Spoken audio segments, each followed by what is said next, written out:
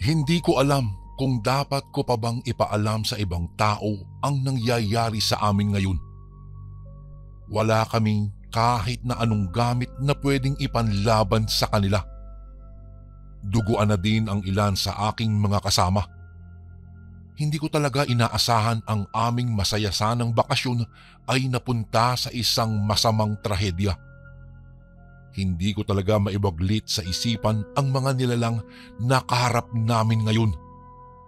Kanina pa po sila naglalaway at natatakam. Kaya naman kailangan naming tatagan ang aming mga loob. Aswang ang aming mga kalaban. Walang awa at malamang hindi aatras mula sa kanilang ninanais na pag-atake. Magandang araw po sa inyo, Kuya Bari. Ako po si Rona. Para maintindihan po ninyo ang mga bagay na nais kong ikwento, sisimulan ko po sa unang araw na naisipan namin ng aking mga kaibigan na magplano patungkol sa aming gagawing pagbabakasyon. Kuya Bari, ako po ay may personal na karanasan sa mga aswang na gusto ko po sanang ikwento sa inyo. Ito po ay medyo maselan, kaya po humihingi na lamang po sana ako ng paumanhin kung hindi ko na po babanggitin pa ang eksaktong pangalan ng lugar dito sa Quezon. Ayaw ko po sana kasing maging dahilan ng usap-usapan kung bakit kailangan katakutan ng mga tao ang lugar na ito. Buwan po iyon ng Mayo nang magbakasyon kami ng aking mga kaibigan. Gusto naming makatikim ng matiwasay na pahinga mula sa stressful na buhay sa syudad dahil sa trabaho namin.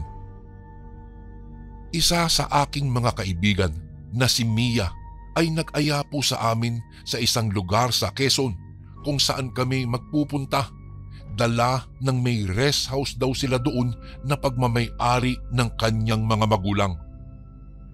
Wala naman daw dapat kaming ikabahala dahil kabisado niya ang buong lugar. Naging maayos naman ang aming biyahe papunta po roon. Masayang masaya at nagkakaingayan kami nang dumating dahil sinalubong kami ng katiwala ni Mia na nagpakilala po sa pangalang Aling Ramona. Kuya Bari, isang matandang dalaga po si Aling Ramona. Nang maabutan namin siya sa rest house, ay abala si Aling Ramona sa pag-aalaga sa kanyang mga halaman. Binati namin ang ginang saka isa-isang nagpakilala sa kanya. Pagkatapos inihatid niya kami sa magiging silid namin ng aking mga kasamahan. Namangha kami nang ipakita po sa amin ni Aling Ramona ang aming magiging higaan. Ang ganda po. Malawak na malawak ang aming magiging tulugan. Marami po iyong bintana at ang mas nakapagtataka po, nakapalibot sa mga bintana ang malalaking bilog ng bawang at luya sa bawat pasimano. Naitanong namin kung bakit at para saan po ang mga iyon, pero naging mataman naman ang pagngiti lamang sa amin nitong si Aling Ramona. Ang sabi niya, wag na daw naming pansinin iyon. Kaso lamang hindi ako naging kumbinsido sa naging sagot niya. Pagsapit ng gabi, masaya po kaming naghahapunan habang pinag-uusapan ang mga balak naming gawin dito sa probinsya. Nagsadya si Mia na papasyalan daw namin ang Batis na palagi niyang napupuntahan noong bata pa lamang siya. Madalas daw silang manirador ng kuya niyang si Freddy doon at marami silang nakukuhang mga itlog daw ng ibon. Pwede din daw kaming magdala ng pagkain at lumangoy sa Batis kung nanaisin daw namin. Pumayag naman ang majority sa aming magkakaibigan at naisagawa na nga ang aming plano. Kung ano ang mga pagkaing dadalhin at kung anong kulay na mga swimsuit ang aming susuotin. Halos lahat ay nakaplastada na hanggang sa dumating si Aling Ramona at hintakot na sinabi sa amin na bawal kaming pumunta doon. Natigilan naman si Mia dahil sa sinabi ng kanilang katiwala at nagtatakang tinanong ito kung bakit. Ayon sa matanda, kailangan nilang manatili sa bahay dahil matatawag silang mga dayo. Walang sino man sa mga taga-baryo ang nakakakilala sa kanila. Maging ako ay labis ding nagtaka pero hindi ko naman po talagang magawang sumabat sa kanilang usapan. Mas mabuti na raw ang nag-iingat at umiiwas sa mga katutubong taga-baryo nila dahil usap-usapan naman talaga na maraming nababati kapag ka nakakarating daw sa kanilang bayan. Ang sabi pa nga ng iba, maraming mangkukulam at mga aswang kaya hindi sila pwedeng umalis ng bahay. Noong marinig ang sinabi ni Aling Ramona, natawa lamang itong si Mia. Wala man siyang sinagot sa mga sinabi ng kanilang matandang katiwala. Alam namin na walang mangyayari sa mga paalala nito. Napailing na lamang ang matanda at hindi na nagsalita pa. Kinabukasan po ay maaga kaming umalis para tumulak papunta sa Batis. Pagdating po namin doon ay nakita naming napakaganda po ng lugar. Malinis ang tubig at napapaligiran ng kakahuyan ang Batis na iyon. Marami ding nagsisiliparan ng mga ibon. May mga nagagandahan at nagyayabungang mga bulaklak. Pero kalalapag pa lamang namin ang aming mga gamit nang makarinig kami ng kaguluhan. Isang babae po ang umiiyak habang nagsisigaw ito sa paghingi ng tulong. Mababaliw-baliw na siya sa pagmamakaawa pero wala man lang lumapit sa kanya. Dahil hindi naman kami gaanong kamanhid ay napagkasunduan po naming lapitan po ang babaeng ito. Tinanong namin siya kung ano po ba ang problema niya at umiiyak siya. Nanginginig na sinabi nito na may nangyari daw na hindi maganda sa kanya doon sa kuweba. Gustuhin man daw niyang tumakas na ng tuluyan ay hindi niya maiwan ang kanyang mahalagang gamit kaya nagpasya na kaming tulungan na lamang siya. Bali po 6 kaming rumesponde doon Kuya Bari, doon po sa babae. Ako, si Mia, si Inel, ang magkasintahang si Jake at Rufa, saka si Chin. Kaya tinignan namin kung ano nga ba ang sinasabi niyang problema. Pagdating namin po doon, pumasok kami sa isang madilim na kuweba at sumunod lamang sa kanya. Hinahanap ang sinasabi niyang nawawalang bagay hanggang sa hindi na namin namalayan na lumagpas kami sa isang lagusan. Bumungad kaagad sa amin ang isang tahimik na baryo. May mga kubo at kabahayan. May mga maliliit na tindahan, may mga karwahe. Ngunit walang sasakyan o motorsiklo man lang at may linya ng kuryente pero ayon sa babae ay wala naman daw supply. Nagtatakang naitanong ko sa kanya kung papaano niya nadiskubre ang lugar na ito. Ngunit pinalibutan na kami nga ng mga taga-baryo na hindi namin alam kung saan nang galing at kung papaano napunta sa aming kinatatayuan. Kay lalawak ng ngiti ng mga ginang at kalalakihan. Ilan naman sa mga paslit ay napapahablos na sa bawat isa sa amin. Para bang mga artista ang tingin nila sa amin? Siyempre, nakakailang po iyon sa parte ko, kaya paminsan-minsan kong binabawi ang mga braso ko. Kinailangan pa naming magbulungan para lamang magkaroon kami ng sapat na komunikasyon. Narinig ko sina Jake at Rufa na pinag-uusapan ang tungkol sa hitsura ng mga taong nakapalibot po sa amin. Kuya Bari, titig na titig sila at tila ba ngayon lang nakakita ng kauri nila. Mukhang hindi na naman problemado ang babaeng sinamahan namin dahil baka natatakot lamang siya sa kadiliman ng kuweba. Kaya binulungan ko po si Mia na umuwi na lang kami. Kaso lamang, yung babae, inimbita pa kami sa bahay niya. Wala daw kaming dapat ipag-alala, lalo na't taga-roon naman siya. Nakakaya naman natanggihan, kaya pinaunlakan namin ang babae na nagpakilala sa pangalang Ami. Agad naman kaming sumunod noon sa bahay nila. Nakita ko pa ang nanay niya na ipinaghahanda kami ng merienda. Nakipagkilala at saglit na nakipag-usap. Napakwento tuloy kami na kami ay mga dayo lamang at nagbabakasyon lamang sa bayan. Hindi ko alam kung bakit parang biglang sumama ang kutob ko, Kuya Bari, at muling napaisip kung bakit kay dali kaming nalansi ng babae na pumunta sa lugar na ito. Bago pa man makatayo, muli na akong bumagsak.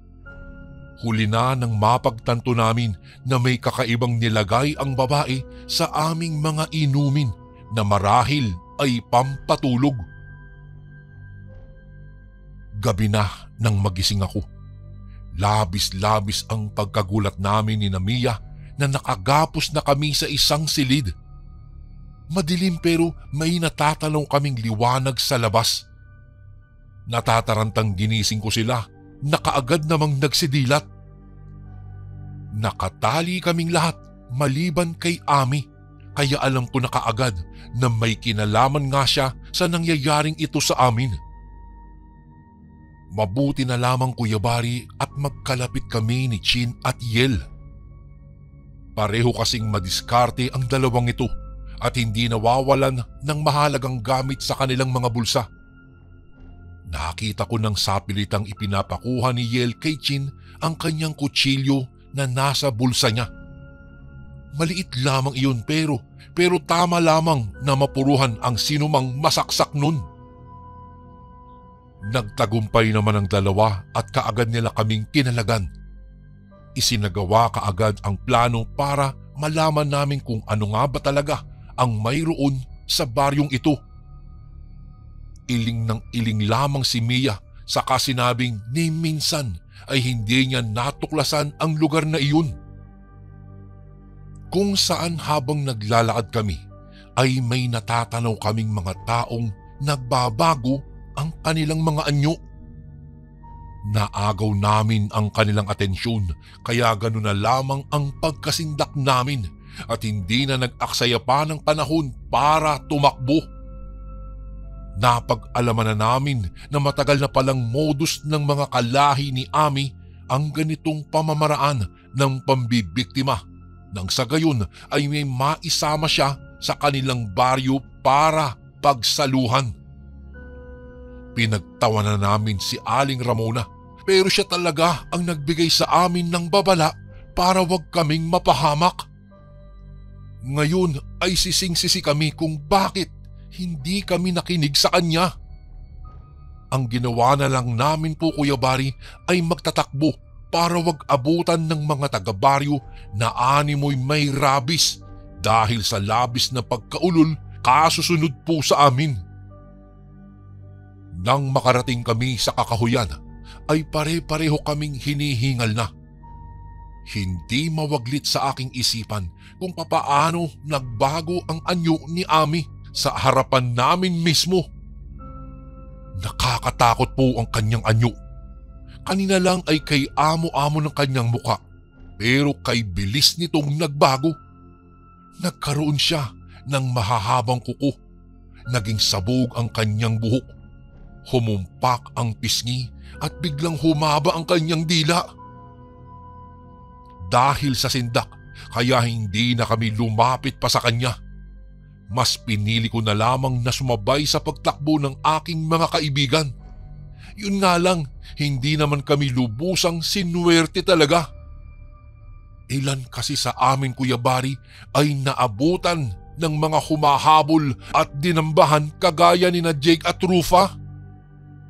Kitang-kita kong pinagkakalmot sila kaya napilitan kami ni na Chin na huminto muna para tulungan sila. Si Mia naman nakadampot ng mikatibayang sanga na pwede niyang ihampa sa sinumang aswang na magbabalak na lumapit sa kanila. Mabuti na lang talaga, Kuya Bari, at nagawa pa naming makipaglaban at makatakbo. Inalala ko kung saan kami banda dumaan para makapasok sa baryo at napagtanto kong doon lang din kami dapat na dumaan palabas. Naalala ko ang tungkol sa kuweba, kaya naman kaagad kong sinambit iyon kay Mia. Mabuti na lamang matandain itong si Mia at natuntun niya kaagad ang daan pabalik sa kuweba. Nagkukumahog na kaming nagsitakbuhan papunta doon hanggang sa makalusot kaming muli sa kabilang ibayo kung saan naroroon ang batis. Nagulat kami nang makita si Aling Ramona at 10 na mga tanod na nakaabang sa amin at ang iba pang mga kalalakihan ay pinaghahanap pa kami. Umiiyak na lumapit sa amin si Aling Ramona at bigla kaming niyakap. Anya, mabaliw-baliw na raw siya sa kahahanap sa amin hanggang sa may kakilalang nagbanggit sa kanya na pumasok daw kami sa kuweba. Inabot pa siya ng ilang oras para lamang makahanap ng makakatulong sa kanya. Samot-saring alalahanin daw ang sumasagi sa kanyang isipan kung saan natatakot siya sa kaalamang baka nga may mangyari sa aming masama. Niyakap naman siya kaagad ni Mia at humingi ng sorry, saka siya nagpaliwanag. Sinabi namin kay Aling Ramona na aksidente lamang ang pagkakapunta namin sa nasabing kuweba dahil nga may humingi ng tulong sa amin na ang sadya lamang pala ay linlangin kami. Huli na para malaman namin na may binabalak palang masama talaga sa amin ang mga taong ito. Kaagad na kaming umuwi at nagsarado ng bahay. Babala sa amin ni Aling Ramona, ngayong nakatakas kami mula sa masama sanang binabalak ng mga aswang na nasa kabilang dako ng kuweba, ay malamang at sa malamang susugod daw ito sa amin ngayong gabi. Hindi raw papayag sina Ami na walang mamamatay sa amin dahil nakita at nalaman namin kung ano nga ba ang tunay na katauhan ng mga taong nakatira sa lugar na iyon. Iyon pala ang tamang paliwanag kung bakit may mga bawang at asin sa mga bintana rito, sa mga pintuan at sa iba pang siwang na pwedeng daanan ng mga aswang. Suki din daw kasi si Aling Ramona sa panggugulo ng mga nasabing nilalang. Makailang beses nang kinuha ng mga ito ang mga alaga niyang mga manok, kung minsan naman daw ay baboy at mga kambing niya. Kaya tuloy nasasanay na ang mga aswang at nakilala na itong si Aling Ramona bilang kuhanan nila ng nasabing mga hayop. Nang mapagawi si Ami sa labas ng kanilang baryo, nakita nga niya kami.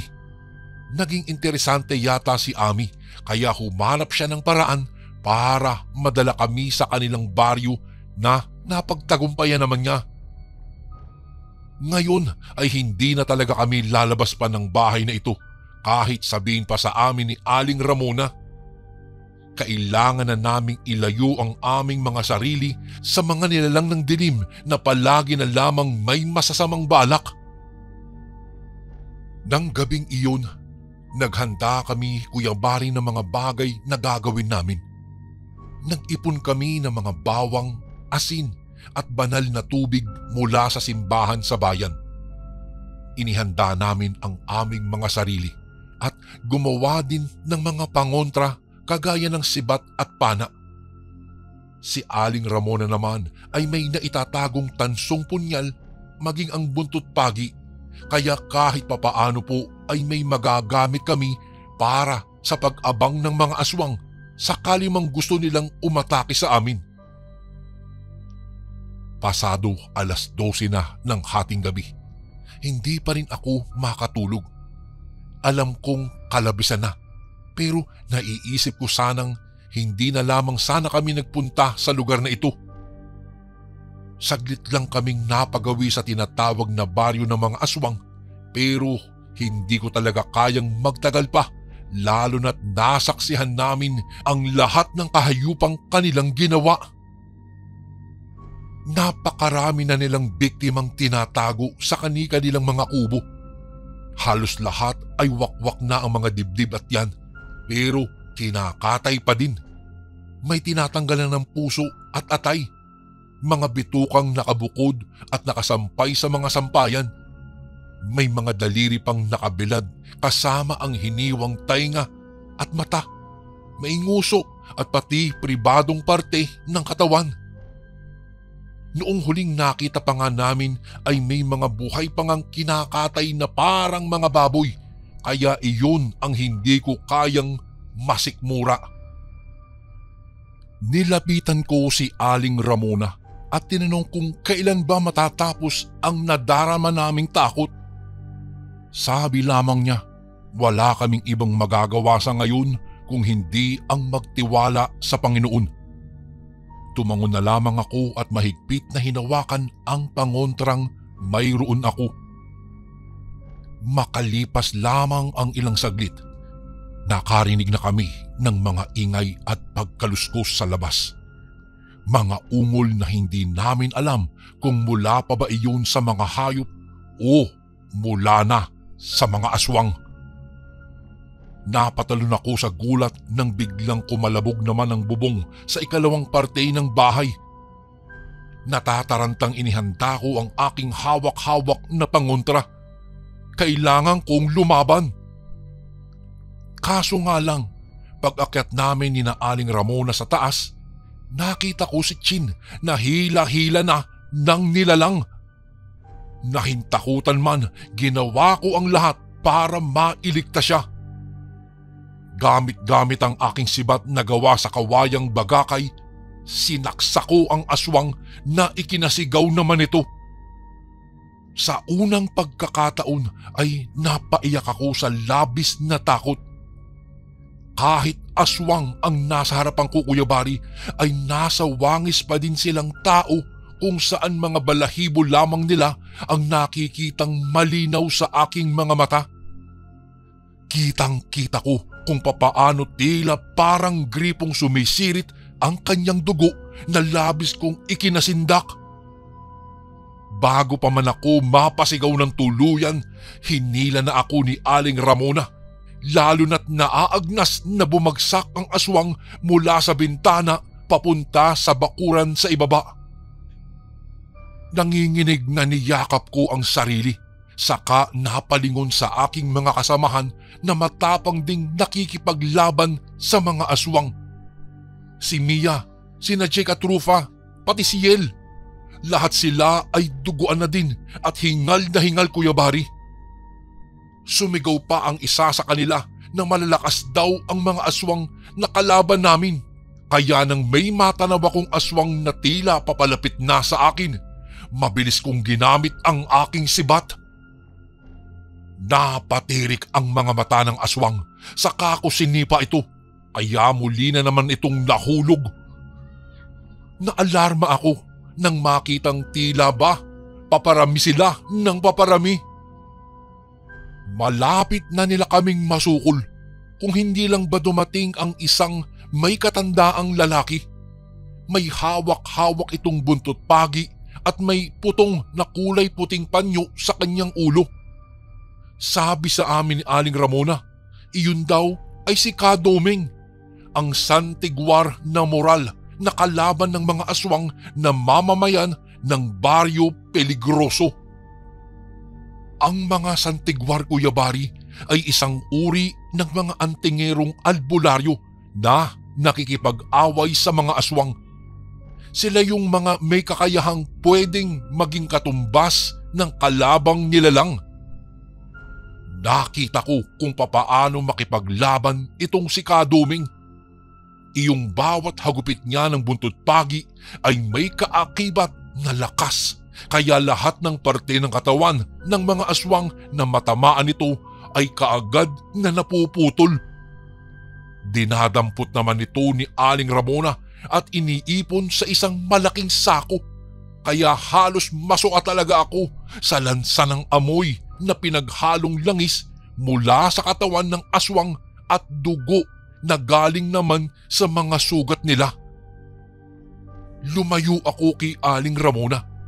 Sa totoo lang Kuya Bari, hindi ko kayang amuyin o damputin man lang ang mga bagay-bagay na nakikita kong nililigpit niya kasi nga hindi ako sanay doon.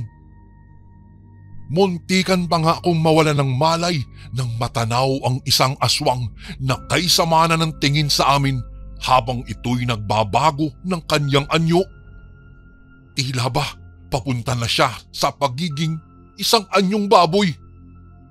Maya-maya pa, napasigaw na lamang po ako nang makitang kay taas na ng lundag ng baboy at mukhang papunta na ito sa akin. Tila ba nakahanda ng dumaluhong.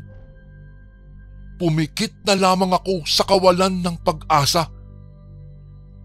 Ang buong akala ko, iyon na ang aking katapusan. Ngunit hindi ko lubos akalaing masasagi pa pala ako ni Kadoming ng mga sandaling iyon. Mabilis niyang hinila ang nakaumang na kamay ng aswang saka itong hinudngod sa makintab na sahig. Dahil doon ay natauhan naman ako. Kaya ako na mismo ang sumaksak sa aswang. Halos maligo na po ako sa pawis at sobrang tensyon, lalong-lalo na't lumalagabog na ang dibdib ko dahil sa sobrang kaba. Nagpasalamat ako kay Kadoming. Alam kong malaking-malaki ang utang na loob ko sa kanya dahil kung hindi niya ako hinila mula sa aswang ay malamang at sa malamang tapos na ako at katapusan ko na. Hindi talaga ako makapaniwala na nagawa pa niya akong iligtas. Nang sa tingin namin ay nauubos na ang mga aswang, nagkumpulan kami sa sala. Pare-parehong hingal at halos hindi na makilala ang isa't isa sa dami po ng dugong aming nakuha mula sa pakikipaglaban sa mga aswang. Kahit papaano, naging panatag naman ang aming mga loob dahil alam kong medyo mag-aalangan na ang mga aswang sa pag-atake muli sa amin. Mag-aalas 3 na ng madaling araw ay hindi pa rin kami mapakali. Lahat kami ay kabadong-kabado at pinag-uusapan pa rin ang mga nangyari. Ang sabi nga ni Kadoming, mga aswang gabunan daw ang mga nakatira doon sa baryong napuntahan namin. Kaya naman mas lalo kaming natakot. Ipinaliwanag pa ng matandang santigwar na ang mga aswang gabunan ay malalakas na uri daw ng mga aswang. Sila ay mayayabang at mahilig humanap ng gulo. Marahil masyadong kampante ang nasabing mga nilalang dahil kahit katanghali ang tapat daw ay kayang-kaya daw nilang magbago ng kanilang anyo at kayang umatake anumang oras. Iyon nga lang, nagkataong gabi namin sila nakitang nagkalat ng lagim at iyon ang hindi ko talaga makakalimutan. Mas nakakatakot pala, mas nakakabahala. Maya-maya'y tinapik ni Aling Ramona ang aking balikat. Sa kanya sinabing magiging maayos din ang lahat. Hindi na kami masasaktan ng mga aswang dahil nakita nilang kami ay nakikipaglaban. Gusto ko namang sumang-ayon pero sa totoo lang Kuya Bari, may mga pagkakataon pa din na nahihintakutan ako. Papaano'y naiisip ko sila na may nakakasindak na anyo at naglalaway na mga bibig para silang mga demonyong umangat lamang sa lupa. Matapos po ang insidenteng iyon, nagpatawag ng isang pagpupulong ang barangay chairman ng bayang iyon. Humingi si Aling Ramona maging si Kadoming ng manpower para lagyan daw ng malaking harang ang kuwebang iyon nang sa gayon ay wala nang magkakamaling taong pumasok doon. Maging ang mga masasamang aswang ay hindi na din makakapasok doon dahil wala na silang madaraanan.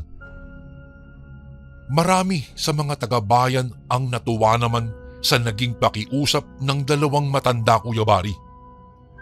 Matagal-tagal na din daw kasi nilang nirereklamo ang nasabing baryo na masyado raw peligroso at maraming naliligaw doon na hindi na nakakalabas pa. Kahit papaano, natuwa naman kaming lahat. Alam kong wala na talagang magkakamaling maligaw sa kuwebang iyon dahil bukod sa hinarangan ng malalaking bato ay nilagyan pa nila ito ng semento. Salamat na lang talaga at nailigtas kami noong gabing iyon. Mahirap man paniwalaan, Kuya Bari, ngunit nagawa naming makaligtas at makipaglaban sa inaakalan naming bangungot ng aming buhay. Ang totoo po niyan, matapos ang insidente ng patayan at saksakan ay halos 1 buwan din akong nawalan ng ganang kumain. Para po bang lahat na lamang ng pagkaing ilalagay ko sa bibig ko ay talaga namang nakakadiri. Nawawalan ako ng gana, kaya naman halos namayat po ako pagkatapos po ng malagim na pangyayaring iyon. Sina Mia naman at ang iba pa naming mga kaibigan ay naging tahimik na din magmula po noon. Kapag may nakakakilala sa amin o nagtatanong, puro iling na lang po ang sagot namin. Matagal na naming naipangako na walang pagsasabihan kahit na sino.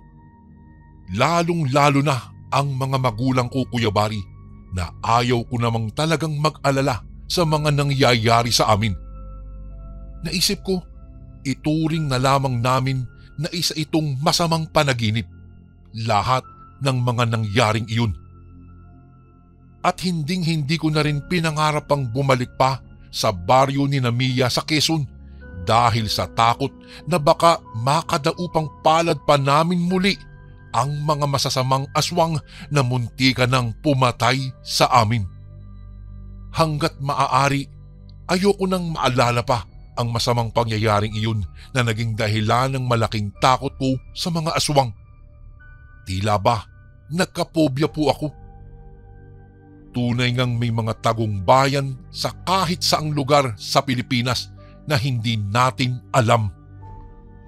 Mga baryo kung saan nakatira ang mga kagaya natin, namumuhay na tila ba normal na tao lamang, nagsisimba, nagtatrabaho at umaaktong tila ba walang kahit na anong nangyayaring kakaiba sa kanila. Pero sa totoo, pagsapit naman ng gabi ay nagbabago ang kanilang mga anyo, nagiging bayolente at masahol pa sila sa hayop. Nagsasagawa ng mga piyesta na minsanan lang sa 1 taon, pero sobrang brutal naman at hindi makatao. Iyon ang dahilan kung bakit hindi sila talaga kailangang ilapit sa ating mundo. Isang pagkakataon po sa aking buhay ang muntikan ng kumitil sa aming mga buhay dahil napadpad kami sa pinakadelikadong baryo sa Quezon. Hanggang dito na lang po ang aking kwento, Kuya Bari. Maraming salamat po at sana po'y mapasama po ito sa inyong channel. God bless po sa lahat ng kasundong nakikinig ngayon and more power po sa Ang Sundo Horror Stories. Lubos na gumagalang, Rona. Ito naman po ang ating pangalawang kwento. Masarap bang magluto ang inyong mga lola? Natatakam ba kayo sa mga inihain nilang ulam, lalo na ang karne? Magandang araw, Kuya Bari. Nais ko lamang pong ibahagi itong aking kwento patungkol sa mga masasarap na putahing iniluluto po ng aking lola. Siya nga po pala, itago niyo na lang po ako sa pangalang Emmanuel. Upang makapagsimula na, naririto na po ang buong kwento. Bata pa lamang po ako ay close na po kami ng aking lola. Itago niyo na lang po siya sa pangalang Magda. Dati po siyang OFW sa Saudi. Pinauwi siya pabalik dito sa Pilipinas dahil sakitin daw po roon si lola. Mahal na mahal niya po ako bilang kanyang apo dahil nag-iisang anak lang po ako ni na mama at papa. Madalas po akong binibilhan ni Lola ng mga candy o di kaya'y tinapay.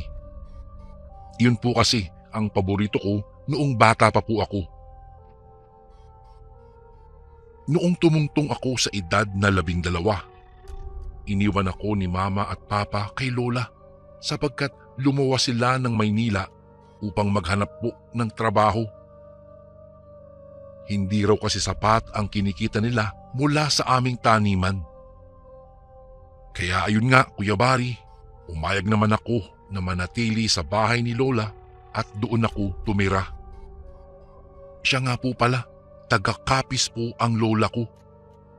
Alagang-alaga ako ni Lola Magda at syempre nagpapakabait naman po ako sa kanya. Noong nagsimula na akong matulog sa bahay nila Lola, napapansin ko na madalas magising si Lola tuwing 3:00 ng madaling araw. Nakatalokbong pa ako ng kumot sa mga oras na iyan pero umuusok na sa kusina kaya lumabas ako. Nakita ko si Lola na nagluluto po doon sa kusina. Humakbang ako palapit sa kanya ngunit hindi niya napansin ang aking pagdating. Tumikim ako at saka nagsalita. 3:00 pa lang la, nagluluto ka na. Naku, ang sipag naman talaga ng lola ko. Nagulat si Lola nang marinig niyang yaong mga salitang aking tinuran. Hindi niya inaasahan ang bigla kong pagsulpot. Tumingin siya sa akin at saka sumagot. Aba, ay gising ka na pala, apo ko. Abay, hindi ka pa ba antok? Medyo inaantok pa po ako. Naparito lang po ako dahil napansin ko po na parang umuusok na yung kusina. Sagot ko naman sa kanya. Ay, yun ba? Ay naku, mahilig talaga akong gumising ng mga ganitong oras, apo. Nakasanayan ko na kasi ito. Wika ni Lola habang pinapaypay niya ang apoy. Gawa lamang po sa kawayan ang kusina ni Lola, Kuya Bari. At kahoy lang ang ginagamit niya sa pagluluto. Ngunit nag-i-enjoy naman si Lola sa pagpapaypay. Ano po ba yung niluluto mo, Lola? Tanong ko sa kanya. Tumigil siya sa pagpaypay at saka tumingin sa akin. Ito ba? Nagluluto ako ng ulam para sa agahan natin, apo. Sagot niya sa akin at kaagad naman akong tumango. Wow naman, siguro masarap po yung niluluto mo, Lola. Wika ko naman sa kanya. Abay, siyempre naman, apo. O siya, sige, matulog ka na muna roon. At parang inaantok ka pa kasi. Gigisingin na lang kita mamaya kapag luto na ito. Sabi ni Lola sa akin. Kuya Bari, tama naman si Lola. Inaantok pa nga ako noong mga sandaling iyon. Kaya nagpaalam na ako sa kanya at bumalik na ako sa pagtulog. Muli po akong humiga hanggang sa muli akong makatulog. Mahimbing na mahimbing ang aking tulog. Nagising na lang ako dahil sa tilaok ng manok. Napabalikwas ako sa aking higaan. Pumapasok na kasi sa bintana ang sinag ng araw. Signos na umaga na talaga. Bumangon na ako saka inayos ang aking higaan. Pagkatapos noon ay lumabas na ako at tumungo sa kusina. Nadatnan ko si Lola Magda na naghahain na ng pagkain sa lamesa. Ay magandang umaga, Lola Magda.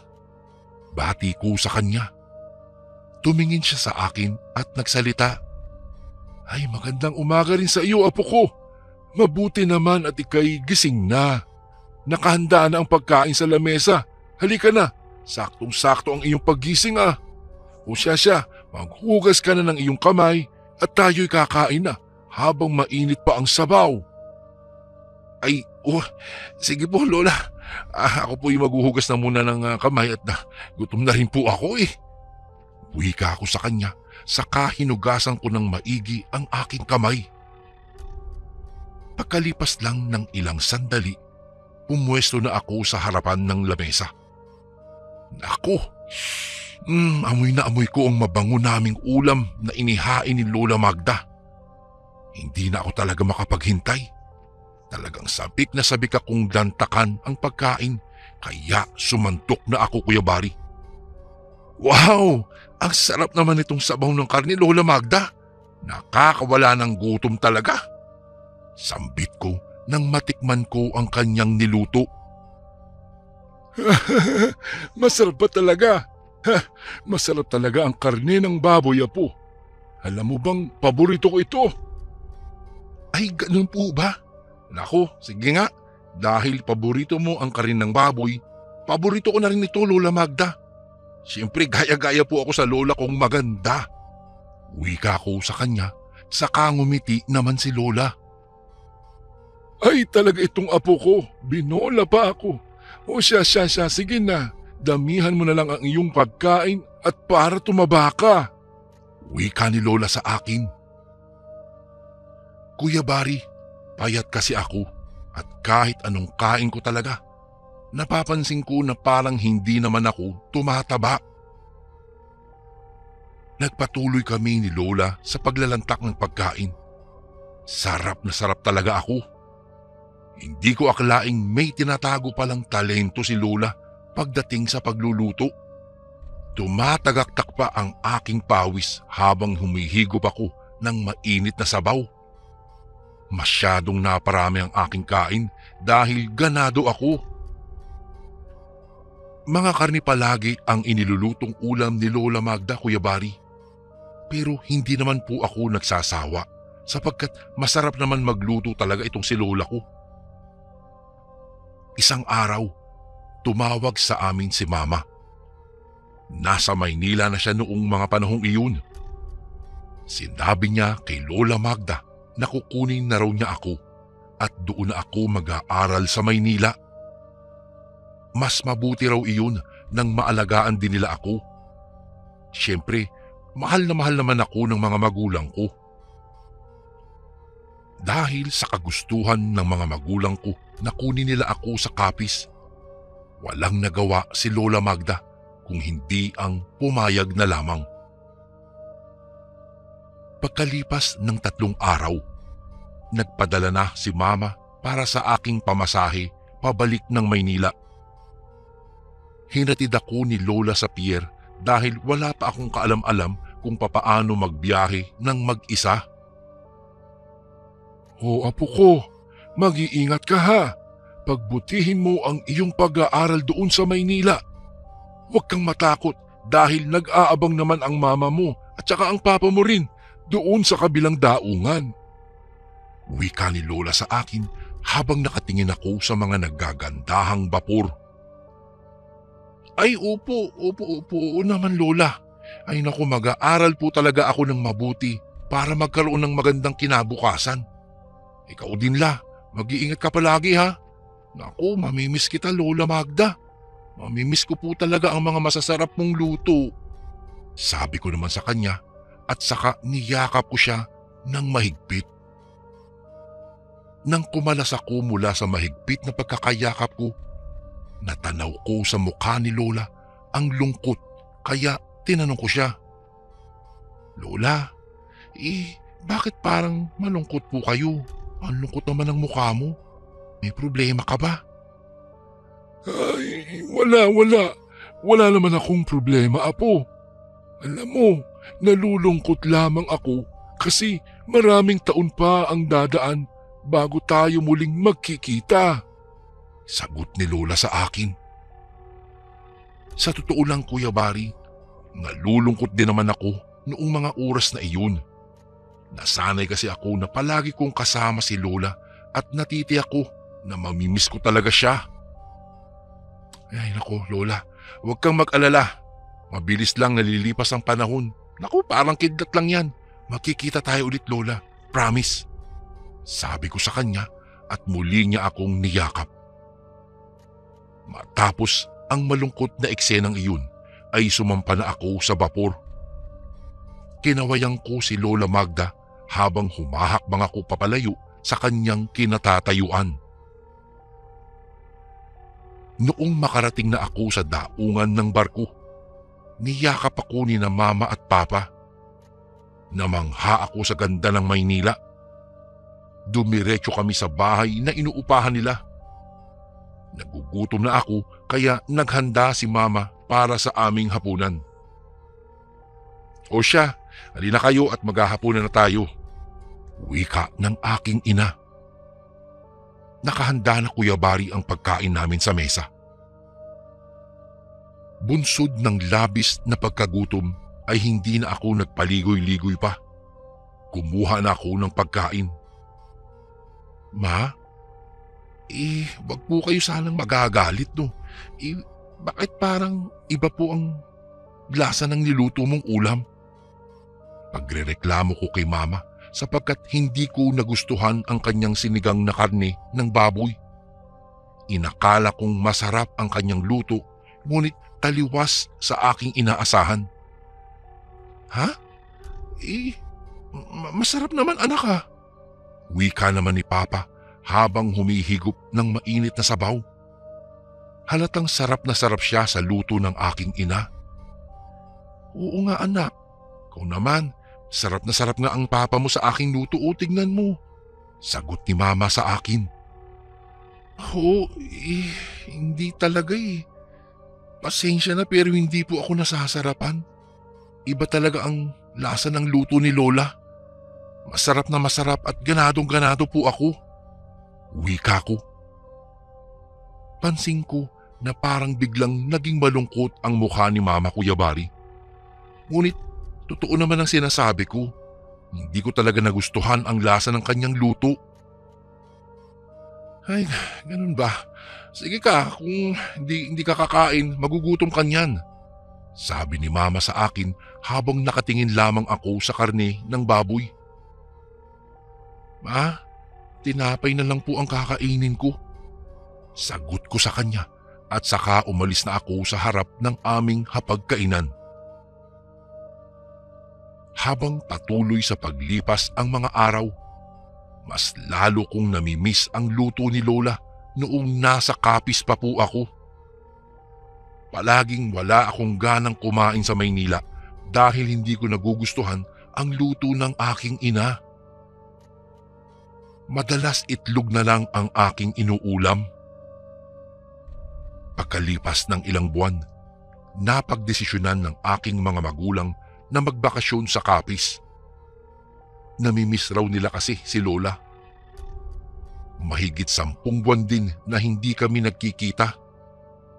Naku, Kuya Bari, tuwang-tuwa ako sapagkat matitikman ko na naman ang masarap na luto ni Lola Magda.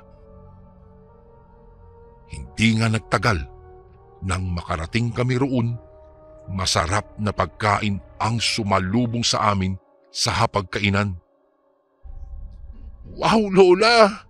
Hindi ka pa rin talaga nagbabago. Napakasarap mo pa rin talagang magluto. Alam mo, Lola, talagang namimiss ko po ang mga luto mo noong nasa Maynila po ako. Sambit ko pagkatapos kong humigop ng sabaw ng karne ng baboy. Aba, siyempre, talent na ito ng Lola mo.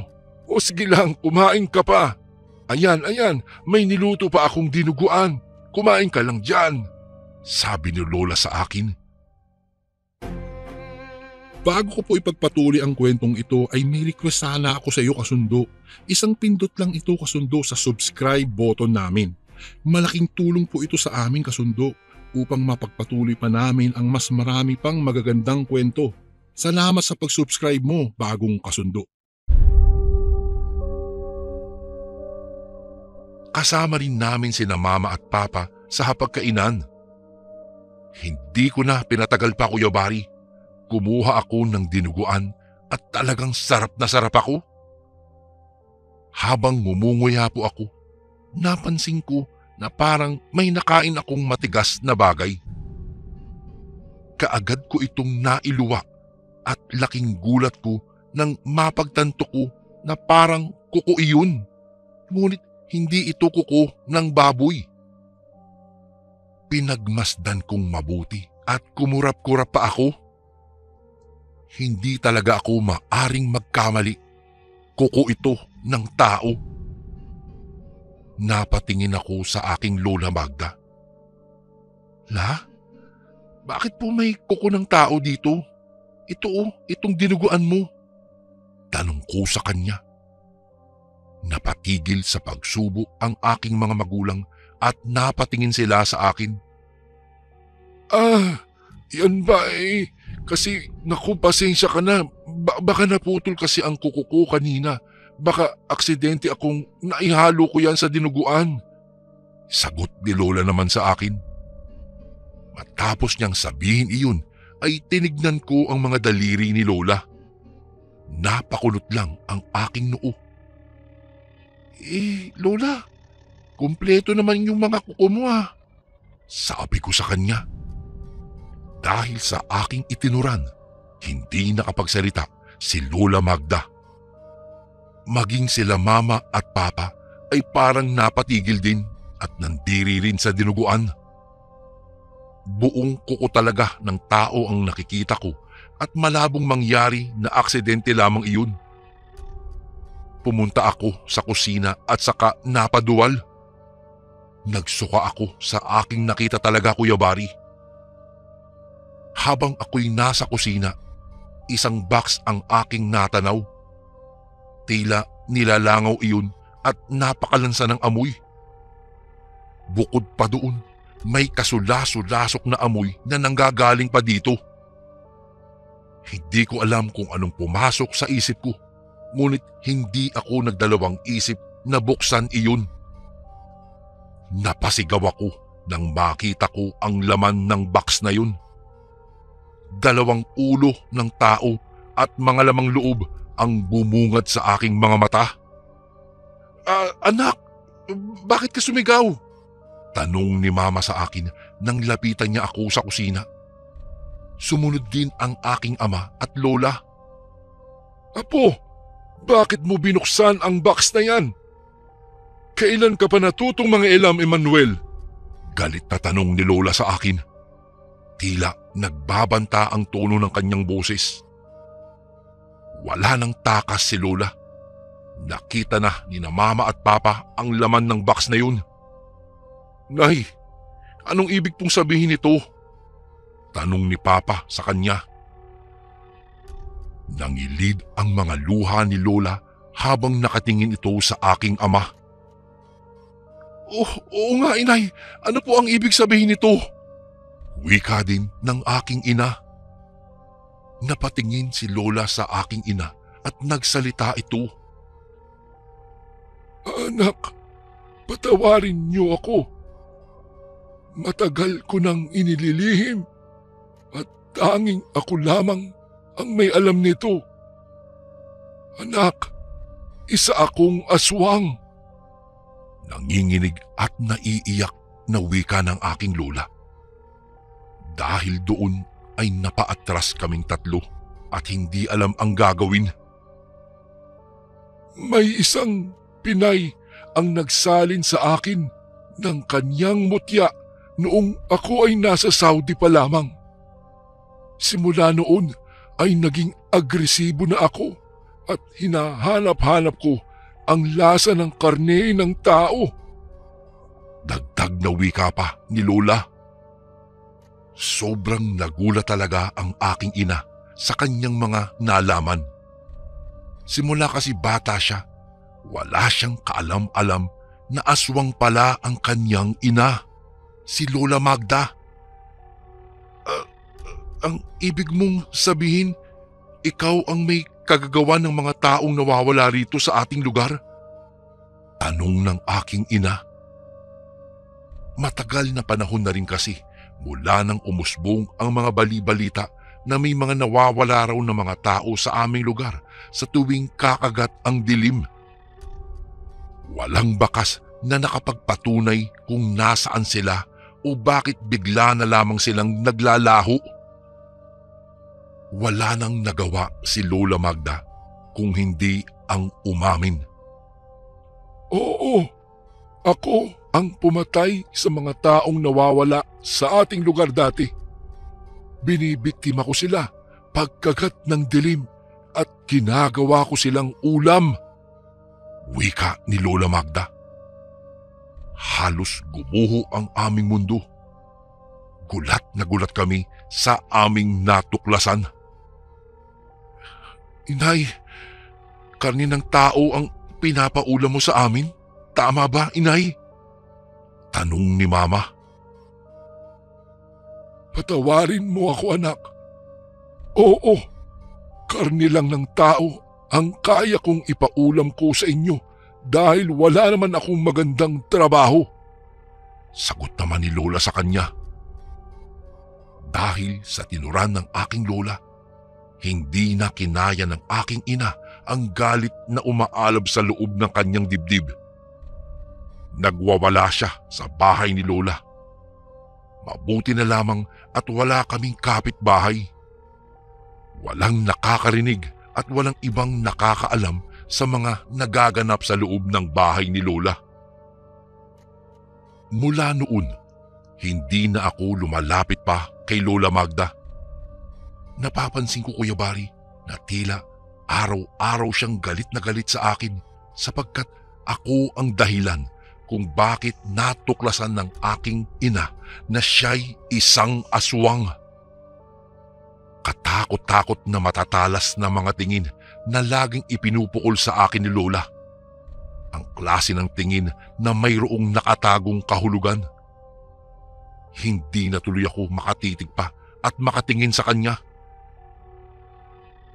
Dahil doon, bumalik kami nila Mama at Papa sa Maynila. Hindi naming magawang saktan si Lola sapagkat kahit siya ay isang aswang, anak pa rin niya si Mama at apo pa rin niya ako. Hindi maganda ang naging papamaalam namin sa bahay na iyon. Walang nagsasalita at kami umalis na lamang ng nakayuko. Magkahalong pangamba at takot naman ang nararamdaman ko na mga sandaling iyon, Kuya Bari. Lumayo kami kay Lola at nanatiling lihim ang tungkol sa kanyang pagkatao. Bukod sa amin, wala nang iba pang nakaalam na ang mga masasarap na putahing inihahanda ng aking Lola Magda ay karni pala ng tao. Kung kayo ang nasa aking sitwasyon, magagawa ba ninyong ipahamak ang inyong lolang aswang kung gayong marami na kayong pinagsamahan? Ang pangyayaring iyon ay nagdulot sa amin ng maraming katanungan sa buhay. Papaano na yung mga nakain naming karni sa tuwing magluluto ang aking lola? Kami po ba ay nahawaan din katulad ng nangyari sa aking Lola Magda? Kung kaya't dahil gulong-gulo ang aming mga isipan ng mga sandaling iyon, ay sumangguni kami sa isang kakilala na albularyo ng kaibigan ni Mama. Agad naming pinuntahan ang bahay nito. Hindi naman nagtagal at natuntun namin ang kubo nito. Bumungad sa amin ang isang matandang lalaki at parang alam na niya ang aming sadya. Agad kaming pinatuloy at pinaupo sa kanyang upuan. Nagpasuri kami at humingi ng tulong sa albularyong iyon. Gumawa ng orasyon si Kaberting. Siya po yung albularyo. Taimtim itong nagdarasal at may mga lengguwaheng hindi ko po maintindihan ang kanyang binabanggit at ibinubulong habang tangan niya ang isang puting kandila. Matagal ang naging proseso, Kuya Bari, at kami po ay naghintay ng resulta. Lumipas ang mahabang oras. Ibinaba na ni Kaberting ang kandila. Matapos po iyon ay may pinainom sa aming tubig na kulay berde. Tiisin daw namin ang lasa noon. Ininom ng aking ina, maging ako ay pinainom din ni Kaberting. Halos masuka talaga ako dahil sobrang pait po at hindi kaaya-aya po ang lasa at hindi ko po talaga maintindihan ang lasa nun. Ngunit makaraan lang ang ilang sandali, nagsalita na ang albularyo. Ayon kay Kaberting, hindi daw kami hinawahan ng pagiging aswang dahil kinaya daw namin ang likidong ininom namin. Dahil kung kami daw ay nahawahan ng pagiging aswang, mabilis daw naming isusuka ang aming kinain o ininom at kung anumang laman na naninirahan sa sikmura namin. Kung kaya't malinaw na hindi po kami hinawahan ng aking lola. Malamang talagang pagkain kung ituring ang inihanda niya para sa amin. Matapos pong magsalita ng albularyo ay nakahinga kaming tatlo. Nakita ko naman na napaluha ang aking ina dahil alam kong nalulungkot siya para sa aking Lola Magda. Nagpaalam kami sa matanda at kami umuwi na. Lumipas ang maraming taon at hindi na kami muling nagkita pa ng aking Lola Magda. Ngunit makaraan lang ang ilang buwan, nabalitaan naming pumanaw na si Lola Magda at walang nakakaalam kung ano ang dahilan ng kanyang pagkamatay. Natagpuan daw ang bangkay ni Lola sa isang tricycle. Nakita daw ito ng driver nito na nakaupo sa kanyang sidecar si Lola at hindi na ito humihinga. Hindi na rin naming nagawang puntahan pa ang aking lola dahil napagdesisyonan ng aking ina na hindi kami pupunta. Baka daw magkaroon pa ng dahilan upang mabuko at matuklasan ang lihim ng aking lola. Kung kaya't malungkot man ay ipinagdasal na lang namin ang kanyang kaluluwa. Ito po ang malungkot at nakakatakot kong karanasan sa aking Lola Magda, Kuya Bari. Ngunit kahit ganun pa ang nangyari sa kanya at kahit alam kong isa siyang aswang, ay mataas pa rin po ang respeto ko at pagmamahal ko sa kanya. Hindi ko po malilimutan ang kanyang nagawa at naitulong para sa amin, lalong-lalo na sa akin, Kuya Bari. Nakakalungkot lang dahil magmula nang mangyari iyon, Kuya Bari, ay hindi na ako tumikim pa ng mga sinabawang karne. Maging ang aking ina at ama ay ganun din. Malamang nagkaroon ako ng takot sa pagkain ng karne, Kuya Bari. Nagkatroma yata ako. Kuya Bari, dito ko na po tatapusin ang aking kwento. Isang sikreto ang nabunyag na isa palang aswang ang lola kong nasa kusina. Hanggang dito na lang po ang aking kwento at maraming salamat po sa inyong pakikinig. God bless po sa Ang Sundo Horror Stories and more power po sa inyong channel. Lubos na gumagalang, Emmanuel. At ito naman po ang ating pangatlong kwento. Ako si Mac. Unang pagkakataon kong makapasok sa isang motel. Masasabi kong maganda at talagang hindi mo mararamdaman na hikahos ka sa buhay kapag nakapasok ka sa kanilang pinarerentang mga silid. Magaganda ang kanilang serbisyo at asikasong-asikaso ka pa nila.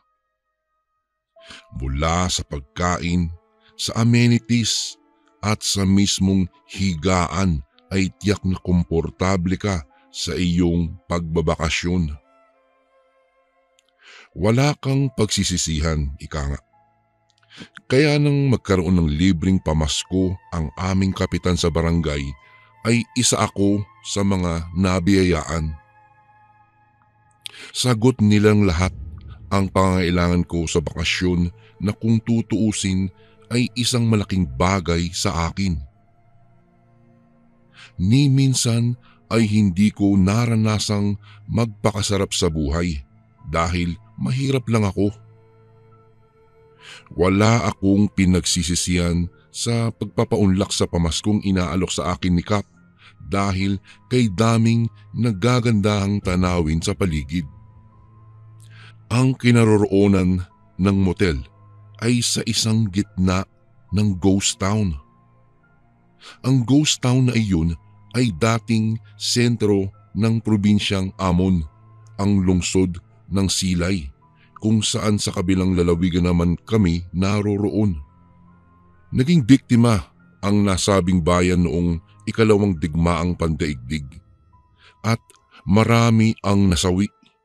Ang lugar ay inabandon at marami sa original na tagabayan ay nagsilikas.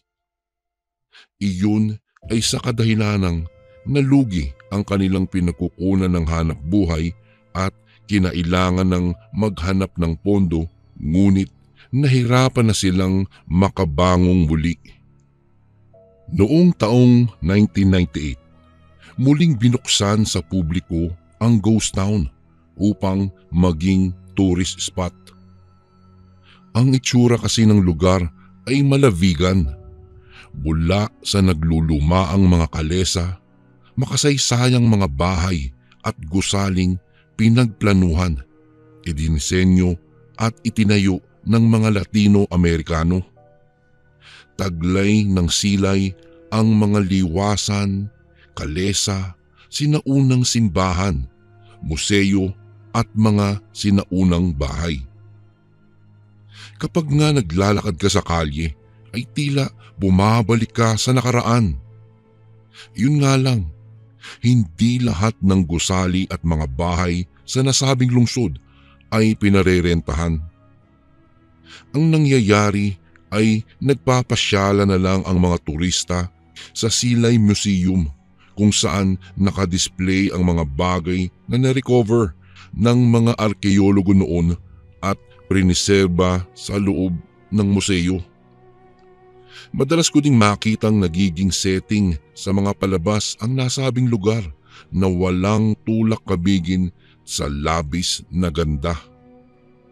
Gayunpaman, kahit maraming iniaalok ang lugar sa magandang pasyalan, mas pinili ko ang manatili sa motel. Komportable ako at nakakapagpahinga ng maayos. Binabawi ko ang aking lakas na mula sa ilang buwang pagtatrabaho sa bukid nang walang pahinga. Kaya naman palagi akong nagtatago sa lunggang nakalaan sa akin. Lumalabas lamang ako kapag kailangan kong pumunta doon sa restaurant o kaya naman magpahangin sa rooftop. Ang aking silid ay nasa ikatlong palapag ng gusali. Ang alam ko, may silid sa magkabilang bahagi ng aking nirerentahan at ito'y okupado na at parehong may gumagamit. Nakilala ko ang okupante sa room 305. Isang binata kagaya ko, anak mayaman at nagagawa ang lahat ng kanyang gusto. Mabait naman ang lalaki at palakaibigan. Sa katunayan ay madalas siyang kumatok sa aking pinto sa hating gabi upang makipagkwentuhan at mag-midnight snack. Ipinagtapat niyang napunta siya sa liblib na bayang iyon dahil nakabuntis umano siya ng isang babae at tinakbuhan niya ito. Siya si Jeff. Wika ni Jeff, ang lalaking nasa silid 305 ay sapilitan ang nangyari sa kanila ng babae. Nilasing siya at nasa impluwensya ng ipinagbabawal na gamot nang mangyari ang bagay na iyon sa pagitan nila. Sa loob ng 1 linggo kong pananatili sa motel, ay 3 beses na akong nakipagkwentuhan kay Jeff.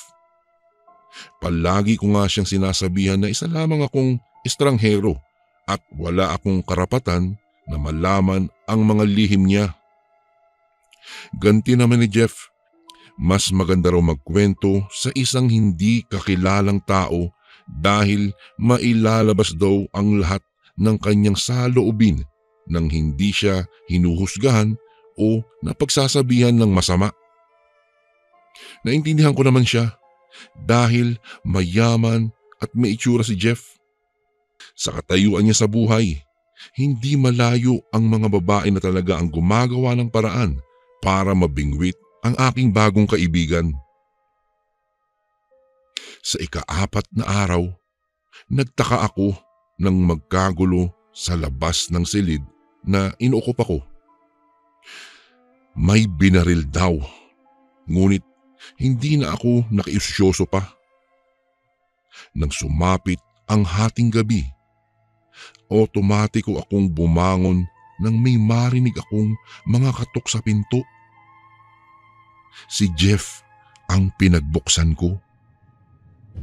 Walang emosyon ang kanyang muka nang pumasok, kaya naman tinanong ko siya kung ano ang kanyang problema.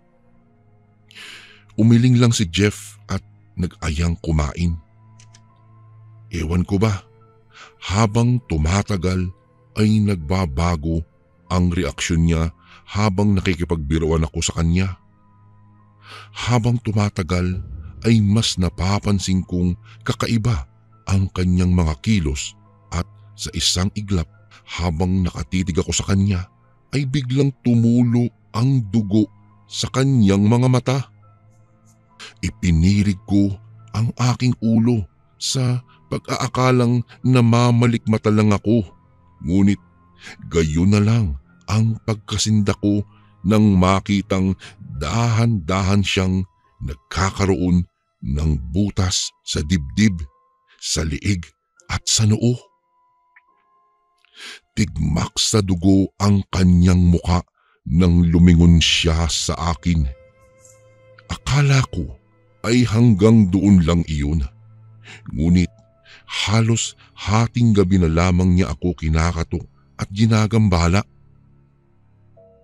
Palagi akong napapatakip sa aking mga tenga sa tuwing maririnig ang kanyang mahihinang hikbi. Ang sabi niya, traidor daw ako.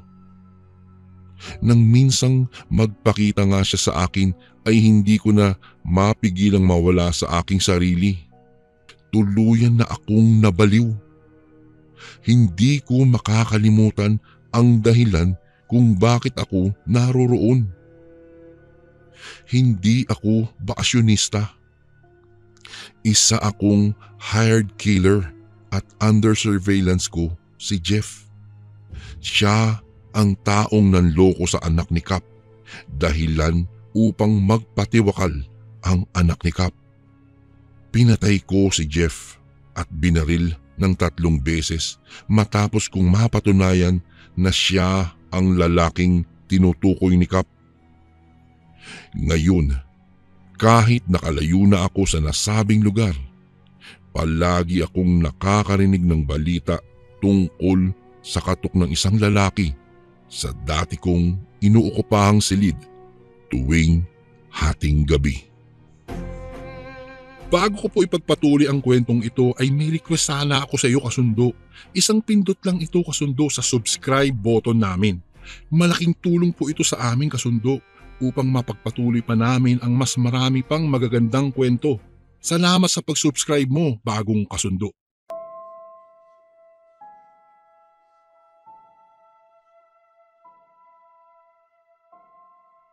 Halos hingali na ako sa bilis ng aking pagtakbo. Wala akong ibang nasa isip kundi ang late na yata ako sa aking meeting. Gusto ko tuloy kutusan ang aking sarili nang makapasok ako sa elevator. May malaki itong salamin kung saan nakikita ko ang aking buong mukha. Nasira na ang buhok kong kanina ay maayos na nakasuklay at balot sa gel. Ang aking Amerikana ay medyo nagusot na, kasing gusot ng pagmumukha kong kanina pa nakasimangot. Gusto ko yatang mamatay. Kapag hindi ko kinalma ang aking sarili, ay baka tumirik na lang ako bigla dito sa kinatatayuan ko. Paki ko ba kung pagtawanan ako ng makakita sa akin? Sinulyapan ko ang suot kong wristwatch. 8:00 na ng umaga. Malamang naiinip na ang ibang board of directors dahil sa tagal ko. Sa ikalimang palapag ng motel na to ang meeting place namin. Bala kasi ng boss ko na bilhin itong lugar kaya makikipagkita ako sa mga may-ari bilang representative ng aming kumpanya. Hindi ko tuloy namamalayan na iba palang floor ang aking napindot na sa halip ay sa ikalimang palapag ay sa basement ako napunta. Kaya naman nagpapadyak ako sa labis na inis. Papaano na to ngayon? Hindi pa man ako dumarating ay baka nagsisipag-uwian na ang mga taong katatagpuin ko. Nang bumukas ang elevator papunta sa basement ay huminga na lamang ako ng malalim at biglang pipindutin na sana ang button ngunit nagulat ako nang makitang madilim na ang paligid at may nakalagay na out of order sa gilid ng pinto. Paano ako nakarating sa basement kung out of order pala ang elevator? Hindi ko maiwasang kilabutan ako, lalo pa at hindi naman ang building na ito ang gusaling pinagtatrabahuhan ko. Kinuha ko ang aking cellphone sa aking bulsa at inilawan ang paligid. Muntik na akong atakihin sa puso nang may babaeng bumungad sa akin at pinagpapawisan. Anya, natatakot daw siya. Kapag hindi siya nakalabas ng motel na ito, ay baka mamatay na raw siya. Hiningal na kinalma ko ang aking sarili. Tao ang nasabing babae. Alam ko iyon base sa ekspresyon ng mukha nito at sa pinagpapawisan nitong noo. Walang multo na pinagpapawisan ng ganun-ganun lang. Legend na siya kapag nangyari iyon. Basta na lang ako hinila ng babae palabas ng elevator. Aniya, may alam siyang daan kung saan kami pwedeng lumabas. Hindi raw kami maaaring maabutan ng mga taong humahabol sa kanya. Nagulat ako at tinitigan siya na animoy 2 ang kanyang ulo. Hindi naman yata tamang idamay ako ng babaeng ito sa mga kabaliwan niya. Hinigit ko ang aking kamay at dahil mas malakas ako sa kanya ay tinungo namin ang isang fire exit. Bahala ko na lang maghagdan papunta sa ikalimang palapag dahil sira nga ang elevator. Nakakapagtaka lang talaga. Nagpumiglas ang babae at sinabing makakasalubong namin ang mga humahabol sa kanya doon. Napamulagat ako nang may marinig akong mga yabag. Hindi ko din maintindihan ang mga sinasabi ng mga ito na sa tingin ko ay mga Hapon. Hindik akong napasigaw nang una kong makita ang kanilang dalang mga bayoneta. Pakiramdam ko ay nanuyo ang aking lalamunan sa labis na takot. Wala bang sikyo sa motel na ito? Paanong nakapasok ang mga armadong lalaki? Saka bakit mukhang makaluma ang ayos nila? Sa dami ng tanong sa aking isipan, ay hindi ko na namalayang nahiwalay pala sa akin ang babae. Matagumpay akong nakaakyat sa hagdan nang hindi ako nahuhuli ng mga armadong lalaki. Wala na akong pakialam sa mga oras na iyon kung wala na sa ayos ang aking itsura. May excuse na ako sa aking pagiging late sa meeting at maaari pa akong magreklamo sa management ukol sa kanilang sirang elevator at walang seguridad na gusali. Nagpatuloy lamang ako hanggang sa makarating nga ako sa ikalimang palapag. Napapakunot ang aking noo sa tuwing nakikita ko ang itsura ng lugar. Hindi kaya dinaya lang kami ng may-ari nito? Sa litratong ipinadala ay kay gaganda ng mga view sa bawat silid, hallway, comfort rooms at maging sa kabuuan ng lugar. Ano ito?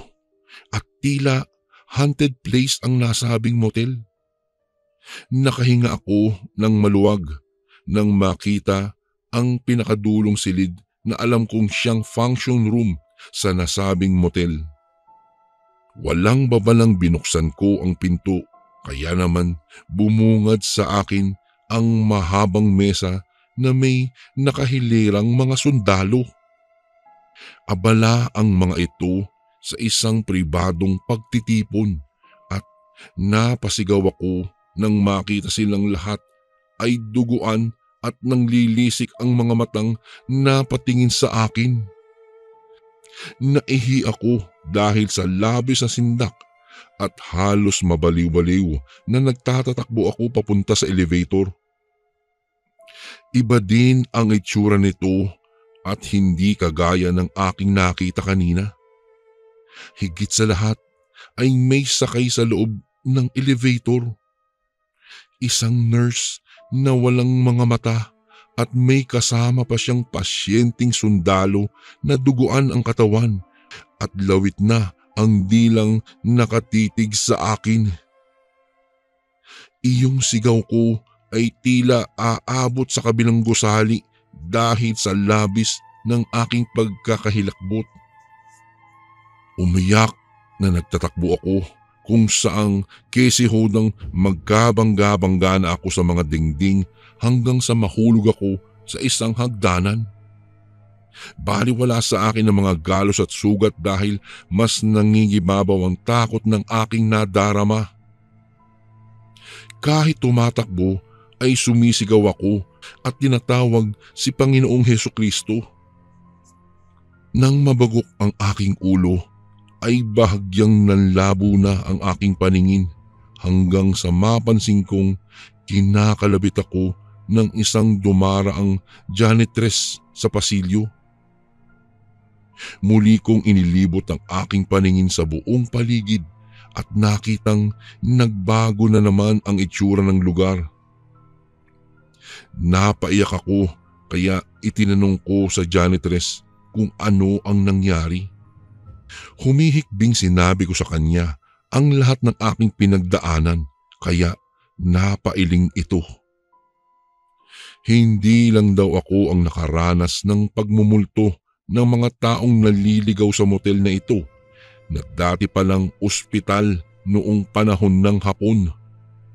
Halos lahat kasi ng nagtatago sa nasabing lugar ay namatay matapos bombahin ang ospital at nawasak na ngayon ay muling ipinatayo at ginawang isang motel.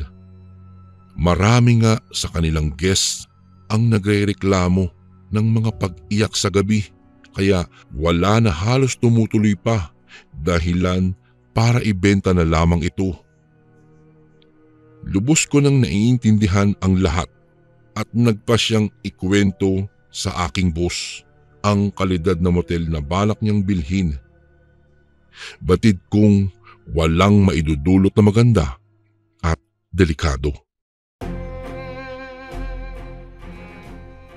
And again, maraming salamat po mga kasundo. Don't forget to subscribe and i-click nyo lang po yung bell na button para updated po kayo sa mga upcoming videos namin na paparating. Maraming salamat po ulit. God bless and ingat po lagi dyan. Ito po si Kuya Bari at ako ang Sundo.